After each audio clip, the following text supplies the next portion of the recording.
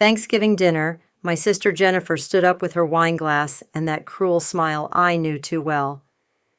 "I have an announcement," she said, looking directly at me. "Mom and Dad are signing their $1.2 million house to me. All of it.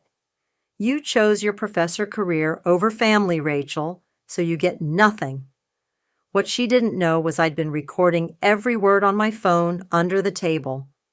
My parents sat silent, confirming by saying nothing.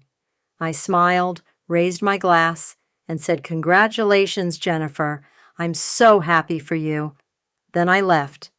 What happened in the next 72 hours would destroy her announcement completely.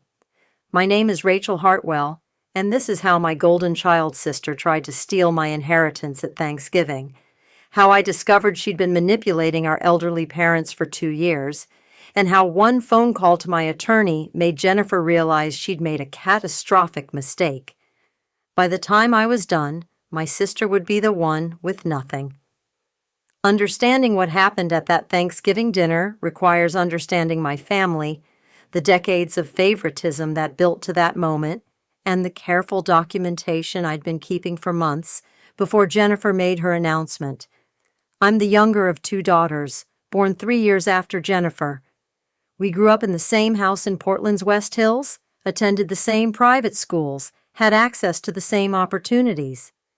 But from early childhood, our roles were established with brutal clarity. Jennifer was the golden child, the one who could do no wrong, whose choices were celebrated and supported unconditionally. I was the scapegoat, the one whose achievements were minimized, whose life choices were questioned, whose very existence seemed to disappoint our parents in ways they never quite articulated, but always made clear. Jennifer went to business school at University of Oregon, married her college boyfriend Mark, who became a corporate attorney, bought a house 2 miles from our parents, and produced 2 grandchildren by age 30. She embodied everything our parents valued: proximity, traditional success, constant availability for family obligations. I went to graduate school for comparative literature, took a tenure-track position at Portland State, remained unmarried by choice, and lived in a modest apartment near campus. I'd chosen a life our parents considered frivolous, self-indulgent, a waste of my potential. The fact that I'd published 2 books, won teaching awards, and genuinely loved my work meant nothing to them. I wasn't climbing a corporate ladder. I wasn't producing grandchildren. I wasn't available for impromptu Sunday dinners. Therefore, I was a disappointment.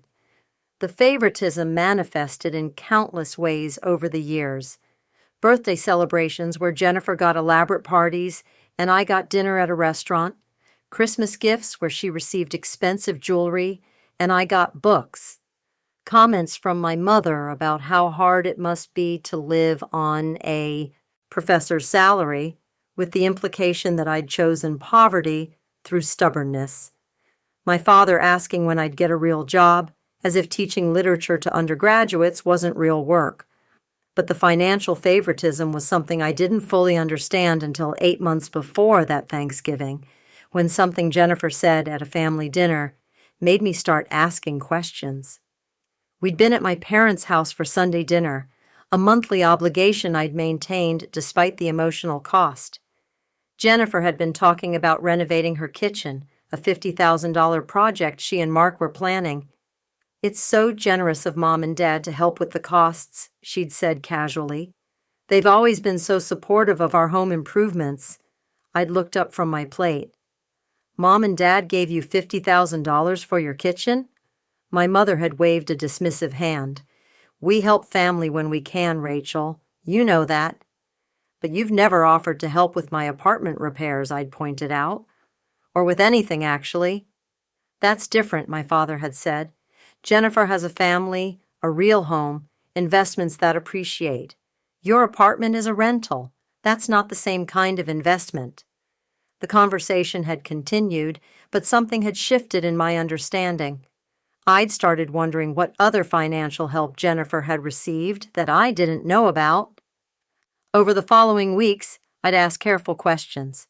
My parents owned their house outright, purchased 30 years ago for $200,000, now worth approximately $1.2 million in Portland's inflated real estate market.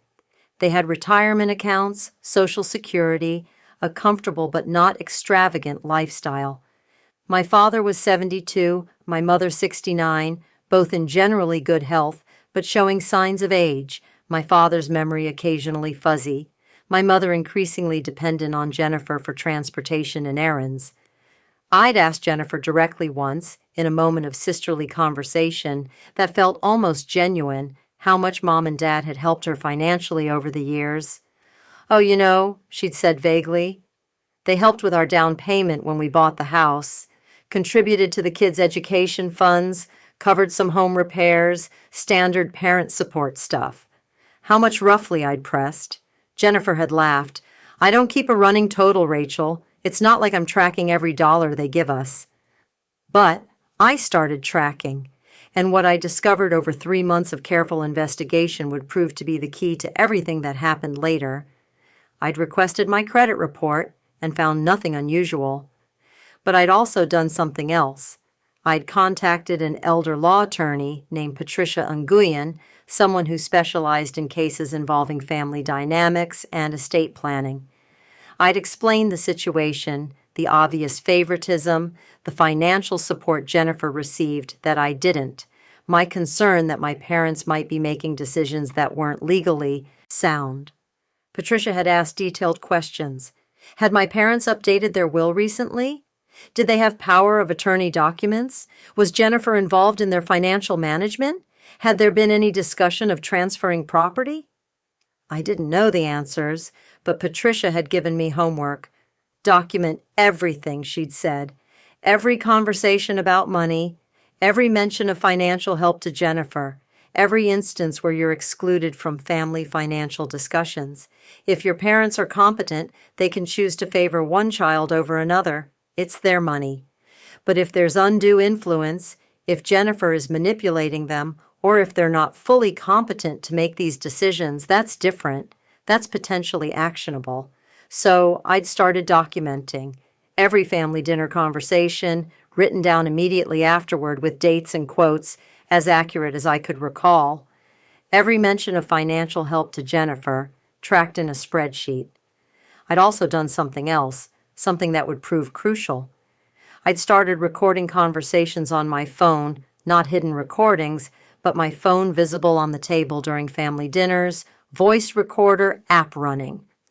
Oregon is a one-party consent state, meaning I could legally record conversations I was part of without informing the other participants. Patricia had suggested it. If your sister or parents say something that indicates undue influence or incapacity, you'll want exact quotes, not just your memory, she'd told me. 3 months of documentation, 12 family dinners recorded, a spreadsheet showing Jennifer had received approximately $275,000 in financial assistance over 10 years, while I'd received nothing. Then came Thanksgiving. Jennifer's announcement wasn't a complete surprise. I'd known something was building. My parents had been increasingly distant, returning my calls days late if at all, canceling plans, making it clear I wasn't a priority.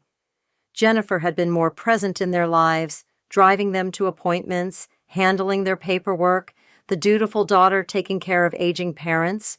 I'd offered to help, been told they didn't need anything from me, that Jennifer had it covered. What I hadn't known was that Jennifer had been working on them for months, convincing them to transfer the house to her, using arguments about tax benefits and estate planning and protecting family assets. When Jennifer made her announcement at Thanksgiving, my phone was already recording, sitting next to my plate, screen dark but voice recorder running. Every word she said, every silence from my parents, every detail about the house transfer, captured digitally. I'd smiled and congratulated her because Patricia had prepared me for this possibility. Don't react emotionally, she'd said. Don't argue at the dinner table. Thank them, leave gracefully, and call me immediately with the recording. Emotional reactions can be used against you later. Calm documentation is your strongest weapon. I'd left that dinner at 7:30 p.m., driven home, and emailed the recording to Patricia by 8:15. She'd called me back within an hour. "Rachel, this is exactly what we needed," she'd said. "Jennifer just admitted on tape that your parents are transferring a $1.2 million asset entirely to her, citing your career choice as the reason you're being excluded.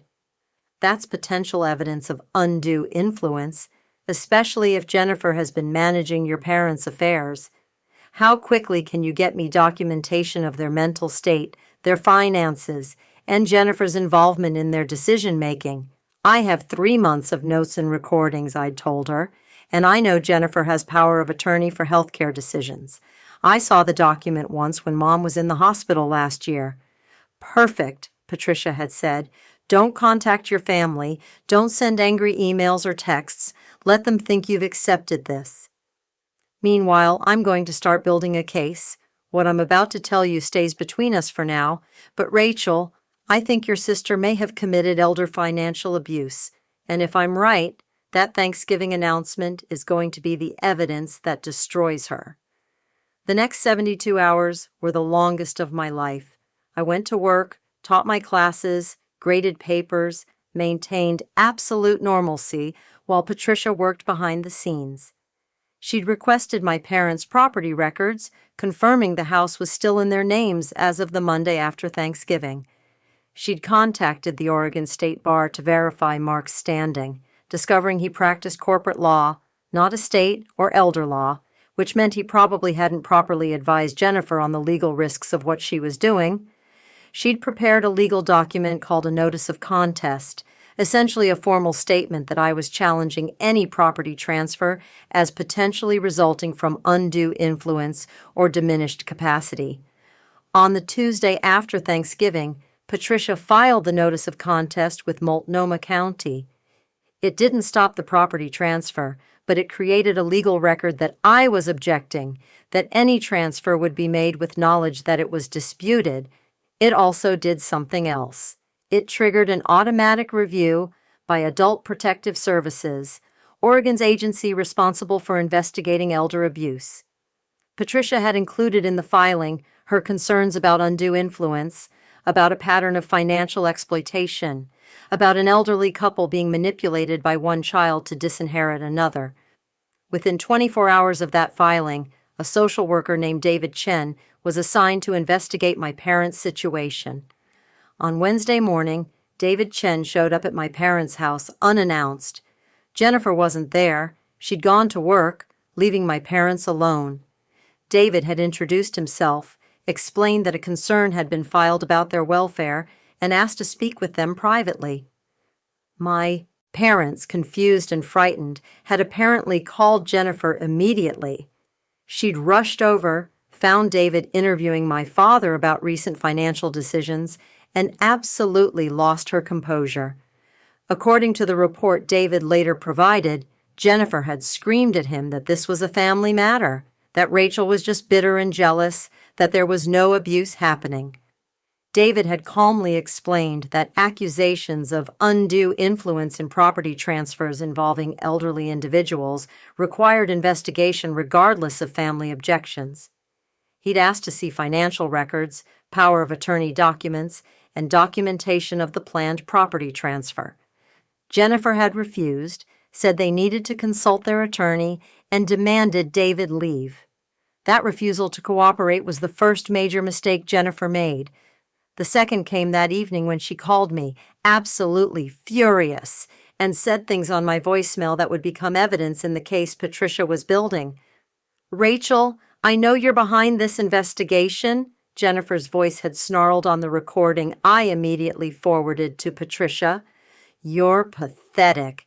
Mom and Dad don't want you in their lives. They don't want you to have anything, and you can't handle it. So you're making up abuse allegations? You're weaponizing social services because you're jealous? This is going to backfire so badly. I'm going to make sure everyone knows what you've done. You're going to lose what little relationship you have left with this family." The voicemail was evidence of Jennifer's controlling behavior, her emotional manipulation, and her attempt to isolate me from family, all classic signs of an abuser trying to maintain control. Patricia filed the voicemail with Adult Protective Services on Thursday morning, along with my 3 months of documentation showing the pattern of exclusion, the financial favoritism, the increasing isolation of my parents under Jennifer's management. By Thursday afternoon, David Chen had returned to my parents' house, this time with a supervisor and a request that was no longer optional. They needed to conduct a full assessment of my parents' capacity, their living situation, and their financial arrangements. Oregon law gave them authority to investigate suspected elder abuse, and Jennifer's hostile response had escalated the concern level. My parents had agreed to the assessment, probably terrified and confused about what was happening, unclear about why their plan to give Jennifer the house had triggered a legal investigation. The assessment took 3 hours. David and his supervisor interviewed my parents separately and together, asked about their daily lives, their relationship with both daughters, their understanding of their financial situation and plans for their property. They'd requested documentation, bank statements, power of attorney forms, the deed to the house, and any papers related to the planned transfer. What they discovered would change everything, not just about the property transfer, but about what Jennifer had been doing for the past 2 years. My parents' bank statements showed a pattern of withdrawals and transfers that they couldn't explain. $20,000 transferred to Jennifer's account 8 months ago, described as a loan but with no documentation. $15,000 withdrawn in cash over 3 months. My parents couldn't remember what it had been used for, but Jennifer had apparently handled it. Their retirement account showed they'd taken early withdrawals that triggered tax penalties, supposedly to help with Jennifer's home renovations, but they seemed confused about the details.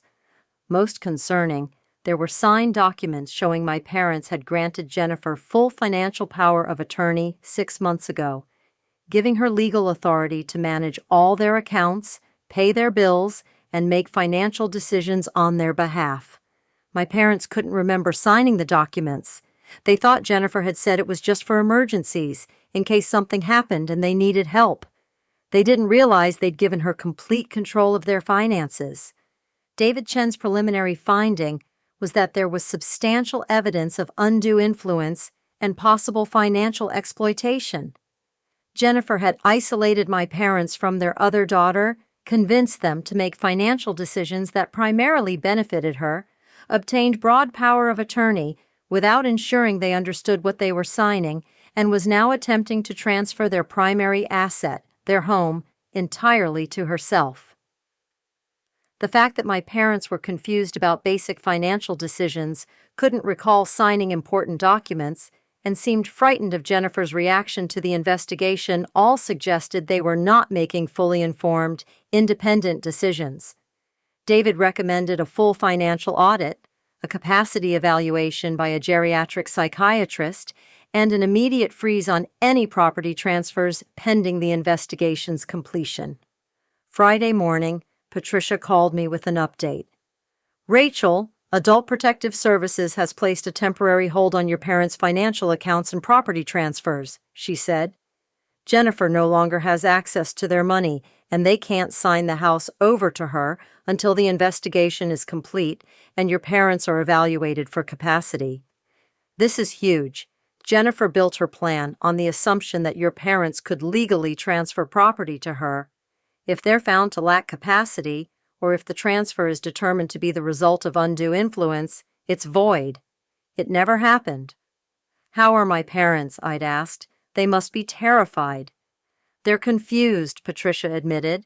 "David says they keep asking why Jennifer is so angry, why there are all these legal people involved.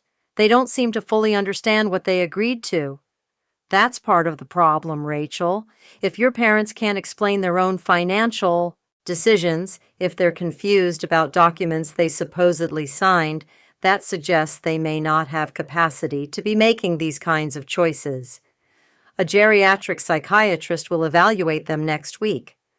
What happened next was something I hadn't anticipated, though Patricia said she'd seen it coming. Jennifer filed her own legal action, claiming I was harassing our elderly parents, making false accusations, and trying to steal their assets for myself. Her attorney, not Mark, who couldn't represent her in this kind of case due to conflict of interest, filed an emergency motion claiming I was the one exercising undue influence, that I'd manipulated authorities into investigating a loving daughter who was simply helping her parents manage their affairs.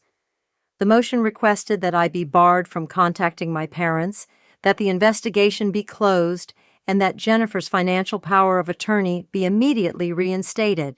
It was a bold move, aggressive and defensive at once. Patricia had called it desperation. She's trying to regain control before the full investigation reveals what she's been doing, Patricia explained. But Rachel, this motion is actually good for us. She's making claims about her relationship with your parents, about her role in their financial management. Everything she says in these legal filings can be used as evidence if we find proof she's been exploiting them. She's creating a record of her own actions. The hearing on Jennifer's emergency motion was scheduled for the following Tuesday, 10 days after that Thanksgiving announcement. Both Jennifer and I would need to be present, along with our attorneys. My parents would be there too. A judge would want to hear directly from them about who they wanted managing their affairs and whether they understood the implications of transferring their house to Jennifer. Patricia prepared me for what was coming. Your sister is going to paint you as jealous, bitter, estranged from the family by your own choices, she warned. She'll say you never helped with your parents' care, that you only got involved when you heard about the house transfer, that this is about money, not concern for their welfare. You need to be prepared for that. I have 3 months of documentation showing I tried to be involved, I'd reminded her. Emails I sent offering to help that went unanswered, calls that weren't returned, invitations to family events I was excluded from. I wasn't estranged by choice. I was systematically isolated. Exactly, Patricia said. And that's the story we're going to tell. The weekend before the hearing, I did something I hadn't done in months. I called my parents directly on their home phone. My mother answered, her voice wary. Rachel, she said, what do you want? I want to know if you're okay, I told her honestly. I know there's been a lot happening, lawyers and social workers and probably Jennifer telling you I'm causing problems. But Mom, I need you to understand something. I'm not trying to hurt you or Dad. I'm trying to make sure you're protected. Your father and I are fine, my mother said stiffly. We don't need protection. We were making our own decisions until you interfered. Mom, do you remember signing papers giving Jennifer power of attorney over all your finances? I asked gently. There was a pause. Jennifer helps us with things, my mother said slowly. We trust her. Do you remember what you signed? I pressed. Do you remember giving her the authority to access all your bank accounts, to make financial decisions without asking you first? Another pause, longer this time. I don't recall exactly, my mother admitted. Jennifer handles the paperwork. She says it's complicated, that we shouldn't worry about details. That statement, recorded on my phone with my mother's knowledge this time, would become key evidence. If my mother couldn't recall signing documents that gave Jennifer enormous financial power, how could she have provided informed consent? If she'd been told not to worry about details, that suggested Jennifer was deliberately keeping them confused, dependent, uninformed, exactly the pattern of undue influence Patricia had been looking for. I sent the recording to Patricia immediately after the call ended. This is perfect, she'd said. Your mother just admitted on tape that she doesn't remember what she signed, that Jennifer told her not to worry about details. Rachel, I think we're going to win this, but you need to prepare yourself. Winning might mean destroying your relationship with your sister permanently. Possibly with your parents, too, if they don't understand what Jennifer was doing. I know, I'd said.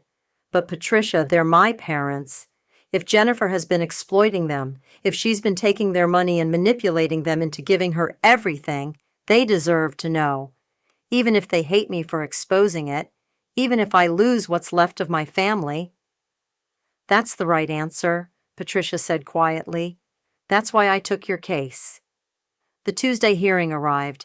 I'd taken the day off from teaching, dressed in professional clothes that screamed responsible academic.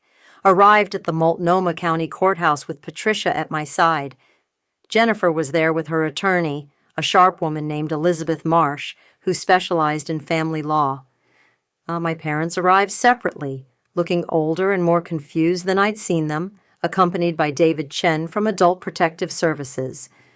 We all gathered in a small courtroom, Judge Maria Santos presiding, a woman in her 60s with a reputation for no-nonsense handling of elder law cases.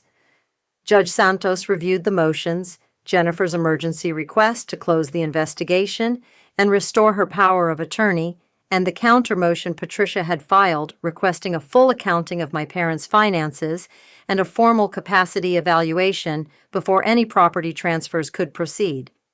Then she did something I hadn't expected. She asked to speak with my parents privately, in her chambers, without either daughter or our attorneys present, just them, her, and David Chen. The conversation lasted 45 minutes. When they returned, my parents looked shaken. Judge Santos looked grim. Based on my conversation with Mr. and Mrs. Hartwell, the judge said, I have serious concerns about their capacity to make complex financial decisions and about the circumstances under which they've been making recent choices regarding their estate. I'm ordering a formal capacity evaluation by Dr. Helen Morrison, a geriatric psychiatrist who specializes in these assessments. Until that evaluation is complete, I'm maintaining the freeze on all financial accounts and property transfers. Furthermore, I'm appointing a temporary guardian ad litem to oversee the Hartwell's financial affairs and ensure no further transfers or withdrawals occur without court approval. Jennifer stood up, her face red. Your Honor, this is outrageous. I've been taking care of my parents for years. I have power of attorney. You can't just take that away because my sister makes accusations. Ms. Hartwell, Judge Santos said coldly, the power of attorney you obtained is only valid if your parents had capacity to grant it and if it was not obtained through undue influence. Those are exactly the questions being investigated. Until we have answers, your access to your parents' finances is suspended. If the investigation finds evidence of exploitation or abuse, you may face criminal charges, not just civil liability. I suggest you speak with your attorney about the seriousness of this situation. The hearing ended with a court order. Formal capacity evaluation within 2 weeks. Full financial audit of my parents' accounts for the past 3 years. Both daughters barred from accessing parents' finances or pressuring them about estate decisions. Temporary guardian appointed. Next hearing scheduled for 4 weeks out to review findings. Jennifer had stormed out of the courtroom, her attorney following. My parents had sat stunned, probably not fully understanding what had just happened, but clearly aware their carefully planned property transfer was not going to proceed, as Jennifer had promised. I'd approached them cautiously after the judge left. Mom, Dad, I'm sorry this is happening like this, I'd said, but I need you to know I'm trying to protect you, not hurt you. You're trying to take our house, my father had said, his voice shaking with anger or fear or both. Jennifer said, you want to put us in a nursing home, take our money. Dad, that's not true, I'd started to say, but David Chen had gently intervened. Mr. and Mrs. Hartwell, he'd said, no one is taking your house or putting you anywhere. What's happening is that the court wants to make sure you understand all the decisions you've been making, that you're being protected, that no one is taking advantage of you. Once the evaluation is done, once we understand the full financial situation, you'll have all the information you need to make real choices. My parents had left with David, still confused, still frightened. I'd stood in the empty courtroom thinking about how family unravels, how love curdles into suspicion, how the favorite daughter's greed had turned our parents' golden years into a legal nightmare. Patricia touched my arm. You did the right thing, she said quietly. I know it doesn't feel good right now, but Rachel, if Jennifer had succeeded in getting that house transferred, your parents would have had nothing. No asset to fall back on if they needed long-term care, no home to sell if they needed funds. She would have taken their security and left them dependent on her generosity. Now they're protected, even if they don't understand it yet. Will they ever forgive me? I asked. I don't know, Patricia admitted, but at least they'll have the choice. At least they'll understand what really happened. That's more than Jennifer was giving them. The capacity evaluation happened 2 weeks later, conducted by Dr. Helen Morrison over 2 separate sessions with my parents. She tested their memory, their understanding of financial concepts, their ability to make informed decisions about complex matters. She'd interviewed them about recent financial choices, asked them to explain why they'd decided to transfer the house to Jennifer, questioned whether they understood the implications. Her report, filed with the court 3 weeks after the initial hearing, would change everything, not just about the property transfer, but about my parents' entire future. Dr. Helen Morrison's report arrived on a gray January morning, 3 months after Jennifer's Thanksgiving announcement. Patricia called me before I'd even finished my first coffee, her voice carrying an urgency I hadn't heard before. Rachel, you need to come to my office immediately. The capacity evaluation results are in, and we need to discuss next steps before the hearing tomorrow. There's something in this report that changes everything, not just about the house, but about Jennifer's entire involvement with your parents. I'd driven to Patricia's office through Portland's winter rain, my mind racing through possibilities. The report was 63 pages long, dense with medical terminology and psychiatric assessments, but Patricia had highlighted the key findings. Your parents are not legally incapacitated, she said, spreading the document across her conference table. They can make basic decisions about daily living. They understand who they are and where they live. They're not candidates for guardianship or conservatorship. But Dr. Morrison found something else, something that explains why they've been making decisions that seem so out of character. Your father has early-stage vascular dementia, and your mother shows signs of mild cognitive impairment, likely early Alzheimer's. The words hit me like physical blows. Dementia, Alzheimer's. My father, who'd been a civil engineer, who designed bridges that still stood across Oregon. My mother, who'd been a high school principal, who'd managed hundreds of students and staff with precision. Both of them slipping away in ways I hadn't recognized because Jennifer had controlled my access to them, had kept me distant enough that I hadn't seen the daily evidence of their decline. How bad is it? I asked. Dr. Morrison says they're in early stages, Patricia explained. They can still manage most daily tasks, still live independently with support, but their capacity for complex financial decision-making is significantly impaired. They're vulnerable to manipulation, suggestible, easily confused by complicated documents or aggressive persuasion. And here's the critical finding. Dr. Morrison believes Jennifer was aware of their declining capacity and deliberately exploited it to gain control of their finances and property. The report detailed evidence supporting that conclusion. Jennifer had obtained financial power of attorney 6 months ago, precisely when my father's memory issues were becoming more pronounced, when he'd started getting confused about dates and appointments.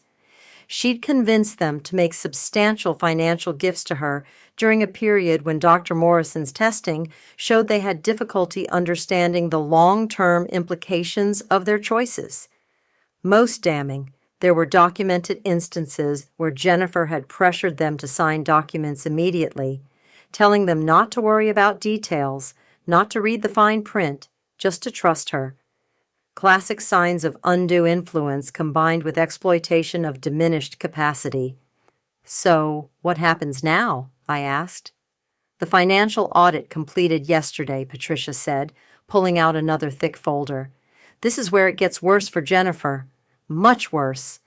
The forensic accountant Patricia had hired, a specialist named Robert Chang, had found evidence of systematic financial exploitation going back 2.5 years, totaling over $400,000. The patterns were clear once someone was looking. Jennifer had been using her power of attorney to write checks from my parents' accounts to herself, always describing them as loans or reimbursements, but never documenting what they were for. She'd transferred money from their retirement accounts, triggering early withdrawal penalties and taxes that my parents were now liable for.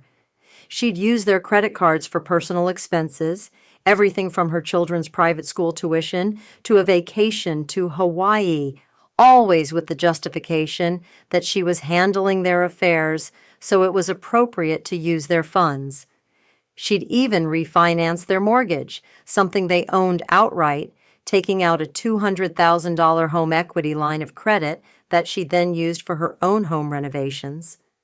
My parents' house, worth $1.2 million, now had a $200,000 lien against it, money that Jennifer had borrowed in their names and spent on herself. I felt sick. This isn't just about the house, I said. Jennifer's been robbing them for years. Robert's conservative estimate is $400,000, Patricia confirmed. But Rachel, here's what makes it criminal rather than just civil liability. Jennifer had power of attorney, which gave her legal authority to manage their finances. But she had a fiduciary duty to act in their best interests, not her own. Every dollar she took for herself, every check she wrote to cover her expenses, every transfer she made that benefited her instead of them, that's a violation of her fiduciary duty. In Oregon, that's felony theft by fiduciary. She could face prison time. The hearing tomorrow, I said slowly, processing the implications. Judge Santos is going to see all of this. Everything. Patricia nodded. Jennifer's attorney was served with copies this morning. She knows what's coming. If Jennifer has any sense, she'll try to settle before this becomes a criminal matter. But Rachel, you need to understand what settlement means in this context. It means Jennifer returns the money she took, relinquishes any claim to the house, possibly faces a civil judgment for damages. But it also means she likely avoids criminal prosecution if your parents don't want to press charges. Do you think my parents will want to prosecute her? I asked. Patricia's expression was complicated. Here's the difficult part. Your parents are in early cognitive decline. They're confused, frightened, and Jennifer has spent 2 years making herself indispensable to them.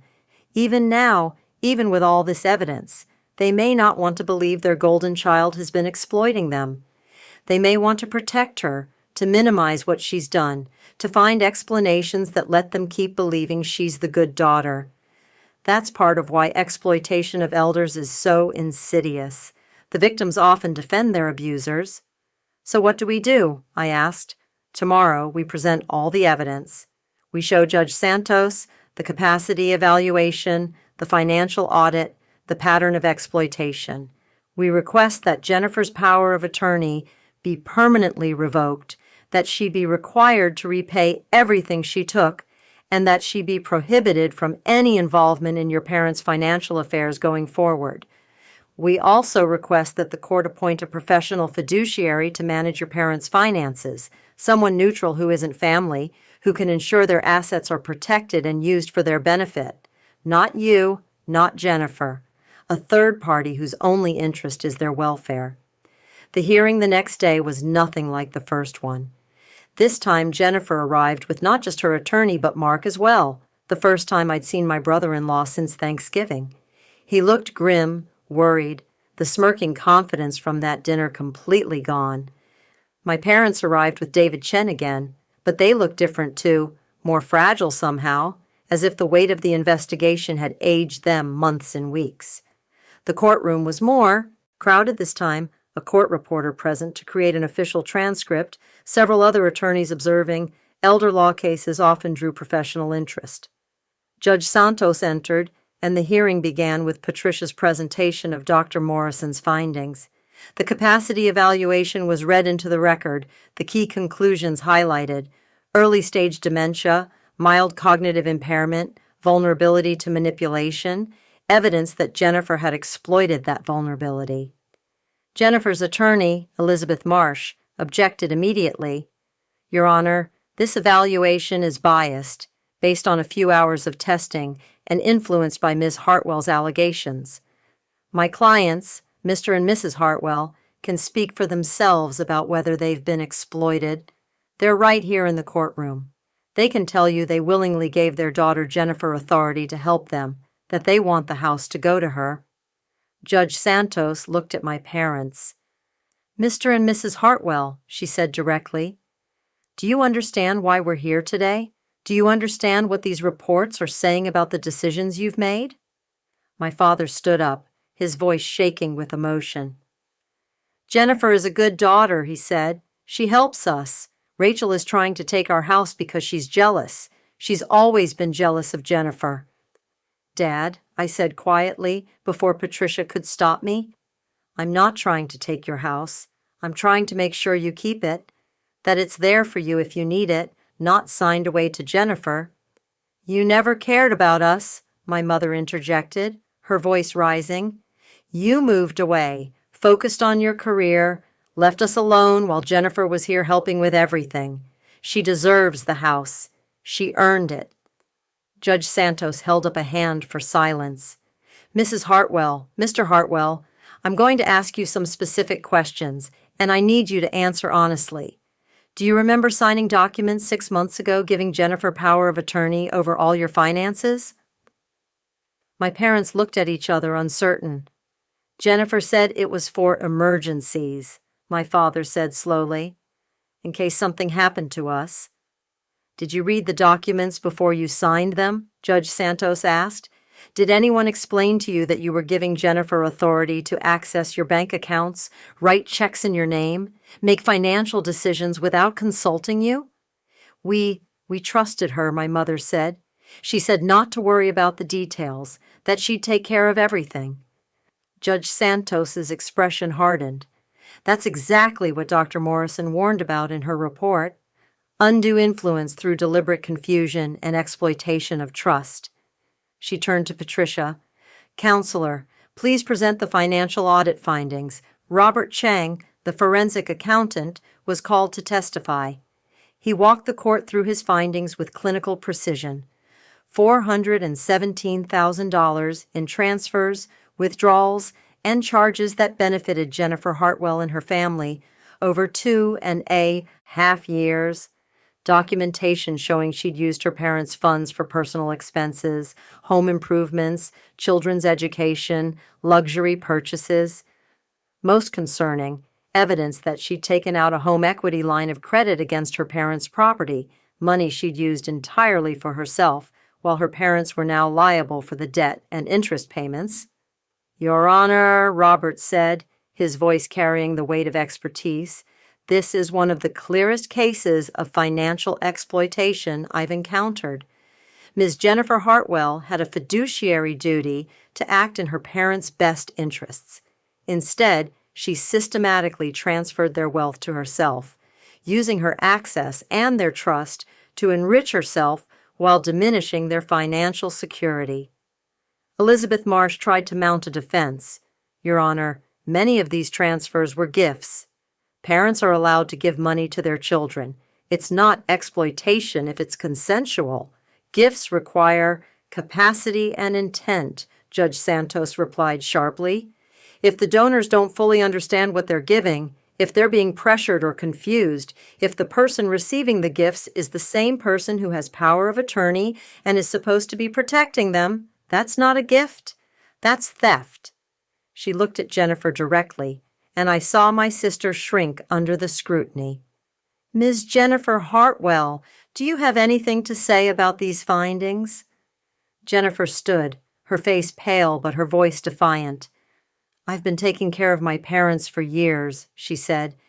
"Everything I did was to help them, to manage their affairs, because they couldn't manage alone. Rachel abandoned them, and I stepped up. If I used their money, it was with their permission, to help the whole family. I don't deserve to be treated like a criminal." Judge Santos let the words hang in the air for a moment. Then she said something that would stay with me forever. "Ms. Hartwell, taking care of elderly parents is admirable. Having authority to manage their finances is a serious responsibility. But you didn't just manage their finances. You enriched yourself with their money while they declined. You took advantage of their trust and their diminishing capacity. And according to this audit, you were in the process of taking their last major asset, their home, which would have left them with nothing. That's not caregiving. That's exploitation. I'm ruling as follows. She read from notes she'd been taking throughout the hearing. Jennifer Hartwell's power of attorney is hereby revoked immediately. She is prohibited from accessing, managing, or influencing any financial decisions of her parents going forward. She is ordered to provide a full accounting of all funds she received from her parents over the past 3 years, with documentation of what those funds were used for. Within 90 days, she must repay a sum to be determined by the court, likely the full $417,000 identified in the audit, plus interest and penalties. Additionally, Judge Santos continued, I'm appointing Pacific Northwest Professional Fiduciary Services to manage Mr. and Mrs. Hartwell's financial affairs.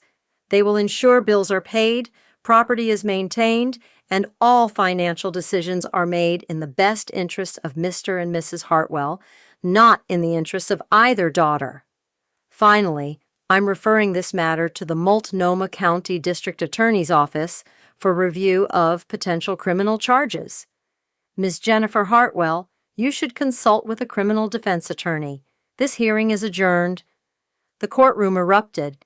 Jennifer was crying. Mark was arguing with her attorney. My parents sat in stunned confusion. I remained seated next to Patricia, feeling numb.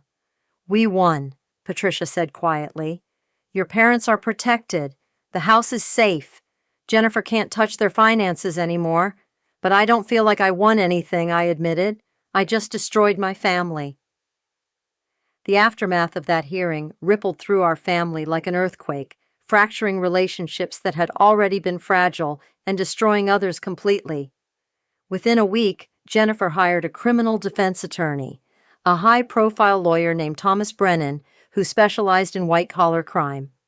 The district attorney's office had indeed opened an investigation, and Jennifer was facing the possibility of multiple felony charges: theft by fiduciary, financial exploitation of an elderly person, fraud.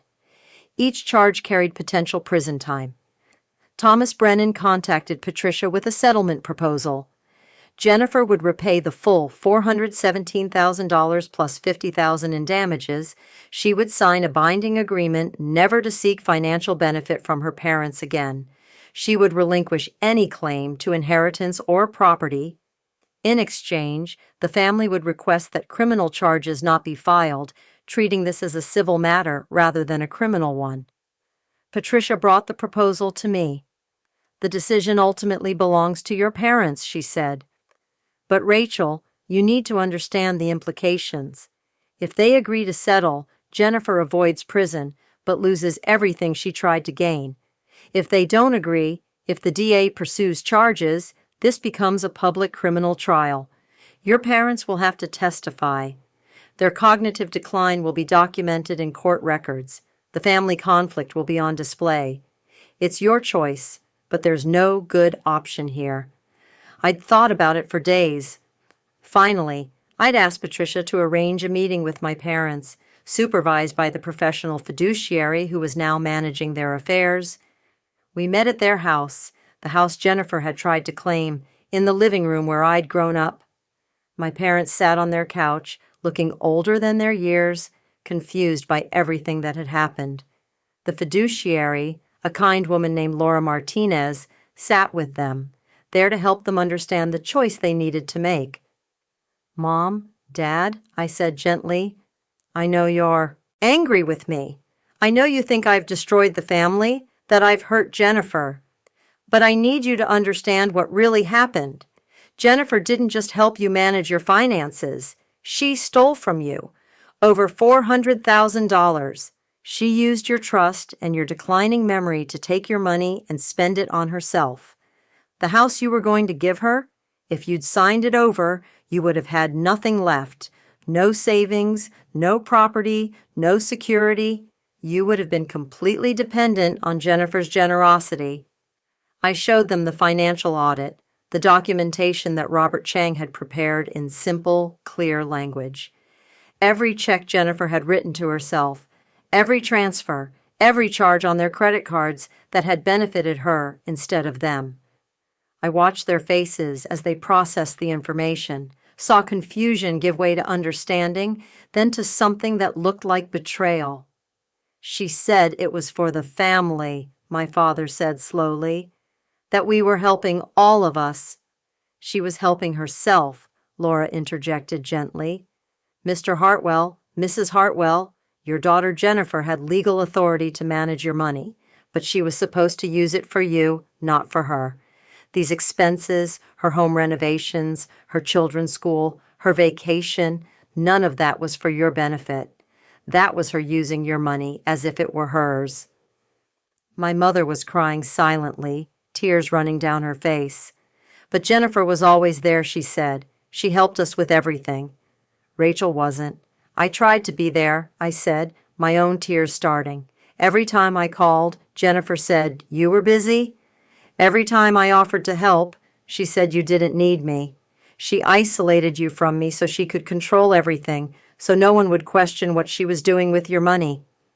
The professional fiduciary Laura had been reviewing their accounts for weeks, and what she'd found beyond Jennifer's theft was equally disturbing. Their bills had been going unpaid while Jennifer spent their money. Their property taxes were in arrears, their health insurance premiums had lapsed. Jennifer had been so focused on enriching herself that she'd neglected the actual caregiving she'd claimed to be providing. Laura presented them with the settlement offer. Jennifer will pay back the money if you agree not to press criminal charges, she explained. It won't happen overnight. She'll need to sell her house probably, liquidate assets. But you'll get your money back, and she'll never have access to your finances again.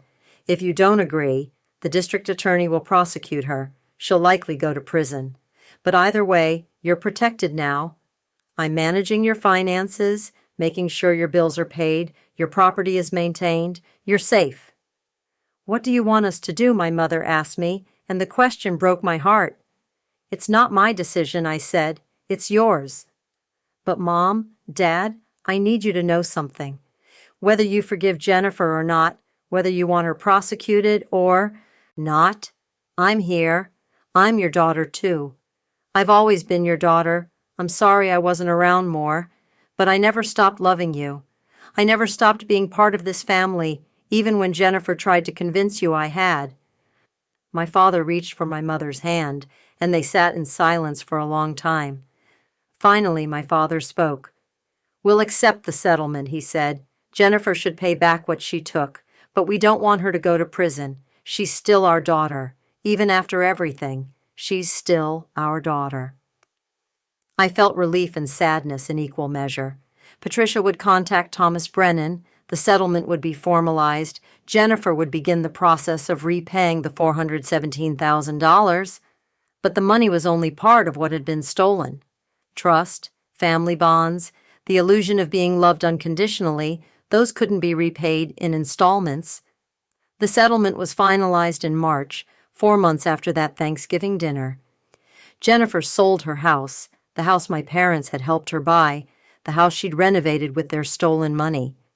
The sale netted enough to repay most of what she owed, with the remainder to be paid in monthly installments over 5 years. She and Mark moved to a rental in Beaverton, downsizing dramatically from the life they'd built on my parents' dime. Her children changed schools, leaving their expensive private academy for public school. The golden child lifestyle, built on exploitation and theft, collapsed in on itself. Jennifer didn't speak to me, didn't acknowledge me at all. In her narrative, I was the villain who'd destroyed her life, not the sister who'd protected our parents from her theft. My parents, with Laura's help and the support of social services, began to stabilize. Their bills were paid. Their property taxes were current. They had caregivers coming in to help with daily tasks as their cognitive decline progressed. I visited regularly now, without Jennifer's interference, having dinner with them once a week, helping where I could while respecting Laura's role as their financial manager. In April, my mother had a moment of clarity that felt like a gift. We were sitting in her garden, the one she'd always loved, early spring flowers beginning to bloom. Rachel, she said suddenly, I need to tell you something. I need you to know that I see it now. What Jennifer did. What we let her do to you. I started to say it was okay, but she held up a hand. "It's not okay," she said firmly. "We favored her. For years. For your whole life. We made excuses for it, told ourselves it was just practical, that she was nearby and you weren't. But it was more than that. She fit what we wanted our children to be, and you didn't. You chose your own path, and we punished you for it." "I'm sorry." I squeezed her hand, tears blurring my vision. "I forgive you," I said. "But Mom, you need to understand something. I'm not sorry for the path I chose. I love teaching. I love my life. I'm sorry it wasn't what you wanted for me, but I'm not sorry for who I am." "You shouldn't be," my mother said. "You're remarkable, Rachel. You always have been. We were just too stubborn to see it. By summer, the legal matters were resolved, but the family structure had fundamentally changed. Jennifer and I had no relationship. We'd see each other occasionally at family events, holidays, birthdays, moving around each other with careful distance like planets in separate orbits. My parents' decline continued, gradual but inexorable, my father's dementia progressing, my mother's memory fading. But they had care, they had their house, they had financial security thanks to Laura's management and the money Jennifer was repaying. The professional fiduciary arrangement would continue as long as they lived, ensuring no one could exploit them again. Patricia had filed the case away as a success, elder exploitation prevented, vulnerable individuals protected, justice served, even if imperfectly. But she told me something in our final meeting that stayed with me. "Rachel, you did something most people don't do. You stood up to family for what was right, even when it cost you. Even when it meant being painted as the villain. That takes courage." In September, nearly a year after that Thanksgiving announcement, Portland State held its annual faculty reception. I was there with colleagues, discussing literature and teaching, living the life my parents had once dismissed as frivolous. A former student approached me, a young woman named Maya, who'd been in my seminar on women's narratives. "Professor Hartwell," she said, "I wanted to thank you. Your class changed how I see my own family dynamics. We read that essay about golden children and scapegoats, and I realized that's my family. I'm the scapegoat. My brother can do no wrong, and it helped me understand it wasn't about me, it was about them." I'd hugged her, thinking about how literature gives us frameworks to understand our lives, how stories help us name our pain and find our paths through it. "That's why I teach," I told her, "because stories save us, because naming things gives us power over them." After she left, I stood on the campus quad, looking at the buildings where I'd spent my career, the students hurrying between classes, the life I'd built that had nothing to do with my parents' approval or my sister's competition. I'd lost the golden child game, been excluded from inheritance and favor. But in losing that game, I'd won something else. My integrity, my independence, my parents' protection even if they didn't fully understand it, and the knowledge that I could stand alone, that I didn't need to be anyone's favorite to be valuable. In October, my father was diagnosed with pneumonia and hospitalized. I'd sat with him in the ICU, holding his hand while machines beeped and whirred around us. He'd been confused, the combination of illness and dementia making him uncertain about where he was, who was there. Jennifer had come too, standing on the other side of the bed, both of us maintaining our careful distance. At one point, my father had looked at me and said clearly, "Rachel, I'm proud of you." "For what, Dad?" I'd asked. "For protecting us," he'd said. "I didn't understand it then. I was angry. But you were right. Jennifer was hurting us. You stopped her. You're the good daughter."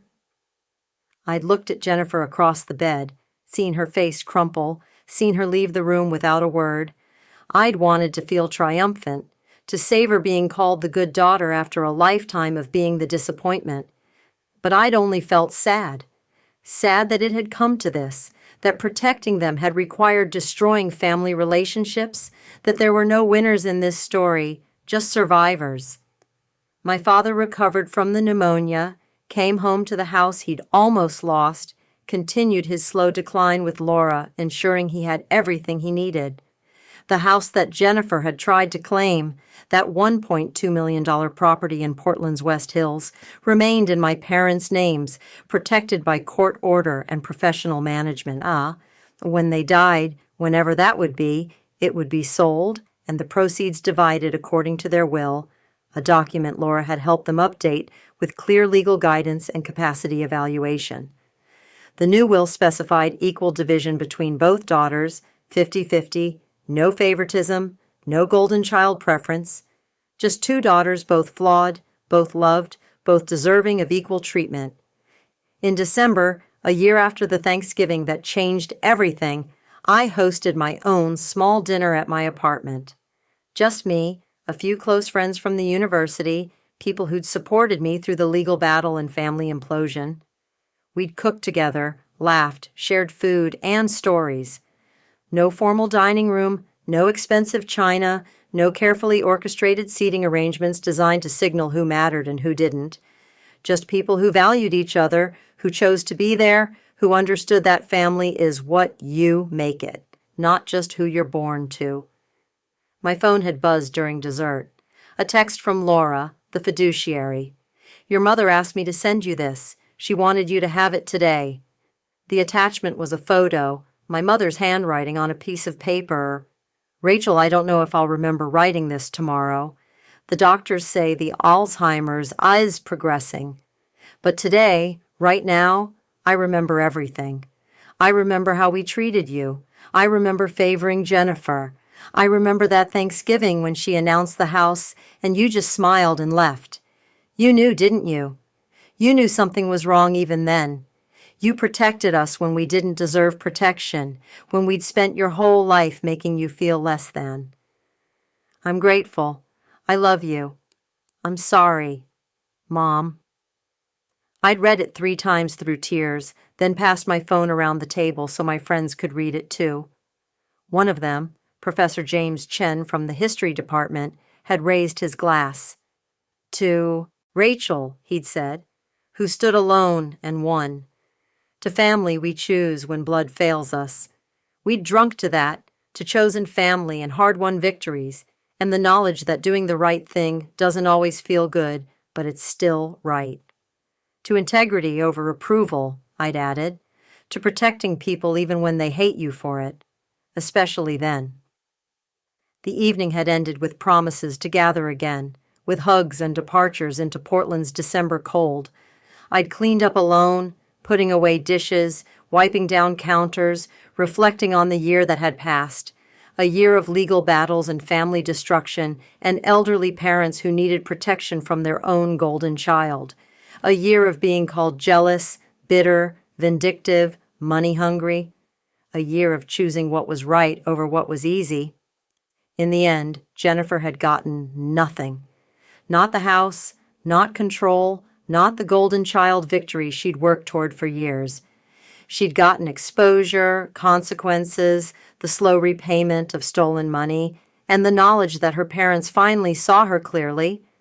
I hadn't gotten my parents' approval, not really, not the unconditional love I'd wanted all my life, but I'd gotten something else, the knowledge that I could stand up to power, even family power, that I could protect people who needed protection even when they resented me for it, that being right mattered more than being liked, and that sometimes the only way to save a family is to destroy the structure it's built on and let everyone decide if they want to rebuild. My parents were safe now, as safe as elderly people with dementia could be, with professional management and court oversight, and 2 daughters who visited on different days to avoid confrontation. The house was secure, the money was protected, Jennifer was paying restitution. Justice, imperfect and incomplete, had been served. And I was teaching literature at Portland State, living in my modest apartment, building a life my parents had once dismissed, but now, in their clearest moments, admitted was valuable. I was 34 years old, unmarried by choice, child-free by choice, successful in ways that couldn't be measured by square footage or grandchildren produced. I'd won by refusing to play the golden child scapegoat game, by stepping out of the roles my family had assigned and insisting on my own value. That Thanksgiving announcement, Jennifer standing up with her wine glass and her cruel smile, declaring I'd get nothing, that had been meant to destroy me. Instead, it had been the opening move in the battle that saved my parents and freed me from chasing approval I'd never receive. Sometimes the best inheritance isn't property or money. Sometimes it's the strength to stand alone, the courage to speak truth, and the peace that comes from knowing you did what was right, even when everyone said you were wrong. That was my inheritance, earned, not given. And it was worth more than any house. The end.